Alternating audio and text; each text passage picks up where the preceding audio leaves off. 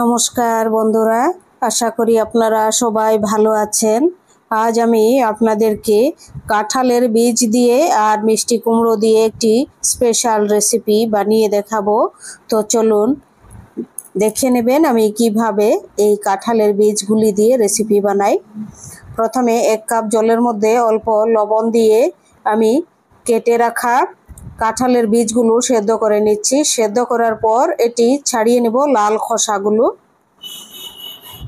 এটি 10 মিনিট ভালোভাবে সেদ্ধ করে নেব। এখন 2 চামচ তেলের মধ্যে 5 ফোড়ন, শুকনো লঙ্কা, তেজপাতা ফোড়নে দিলাম। এবার দিয়ে দিচ্ছি কেটে রাখা মিষ্টি কুমড়া, তারপর দিয়ে দিচ্ছি লাল ডাঁটা। এখন 5 মিনিট খুব ভালোভাবে এটি সাঁতলে নেব সবজিগুলো। 5 মিনিট সাঁতলানোর পর দিয়ে দেব এই যে সেদ্ধ করে রাখা কাঁঠালের বীজ।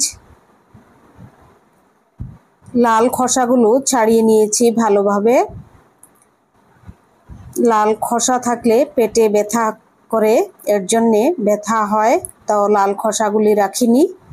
এখন দিয়ে দেব এই সবজির মধ্যে মশলা, আদা বাটা, কাঁচা লঙ্কা বাটা মিলিয়ে 1 চামচ, আর কাশ্মীরি লাল লঙ্কা আধা চামচ, লবণ আধা চামচ, তারপর জিরা 1 চামচ, হলুদ আধা চামচ দিয়ে 10 মিনিট খুব ভালোভাবে সাঁতলাবো। এটি মশলা আর সবজি সাঁতলানো হয়ে গেছে। এবার দিয়ে দিচ্ছি 1 কাপ গরম জল। এখন 10 মিনিটের জন্য এটি ঢাকা দিয়ে সেদ্ধ করে নেব।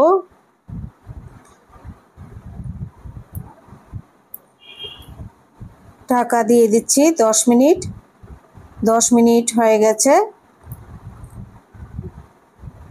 এখন খুব টেস্টি হওয়ার জন্য দিয়ে দিচ্ছি একটি শুকনো লঙ্কা পুড়ে, এটি আগুনের মধ্যে পুড়ে আগুন সহই দিয়ে দিলাম। এবার দিয়ে দিচ্ছি অল্প ঘি।